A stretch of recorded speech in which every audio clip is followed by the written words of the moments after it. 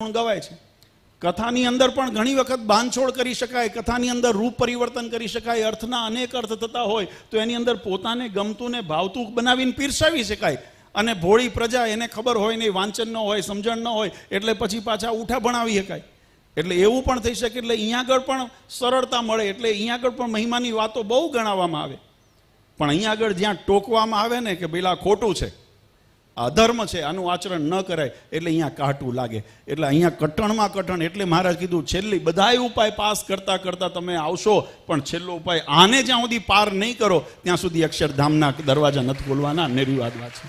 મારા દાદા પરમ પૂજ્ય આચાર્ય શ્રી નરેન્દ્ર પ્રસાદજી મહારાજ ઘણી વખત રમૂજમાં એમ કહેતા કે અહીં આગળ તમારે જે કરવું હોય, કારણ કે અત્યારે તો શું કાવા દાવાના જમાના છે, કળિયુગ એક તો છે, કપટનીતિ, કૂટનીતિ, રાજનીતિ, ઘણું બધું એની અંદર અત્યારે અસુર થતું હોય। એટલે મહારાજ નરેન્દ્ર પ્રસાદજી મહારાજ કહેતા હતા કે આ જગતની અંદર ભલે તમે ફાવો, હા, જગતની અંદર, કારણ કે કળિયુગનું પ્રધાનપણું છે। ભાગવતજી એમ કહે છે કે કળિયુગમાં ન્યાય ધર્મ બધું ગૌણ થતું જશે, અધર્મનું વધારે વ્યાપકપણું થશે। એટલે બની શકે કે ભાગવતજીના સિદ્ધાંત પ્રમાણે કળિયુગનો જેમ પ્રવાહ છે એમાં બધુંય વધશે। પણ એક વાત નિર્વિવાદ છે, બાપુજી નરેન્દ્ર પ્રસાદજી મહારાજ એમ કહેતા કે હું તો અક્ષરધામના દરવાજે ચોકી પહેરો કરવા બેહવાનો છું।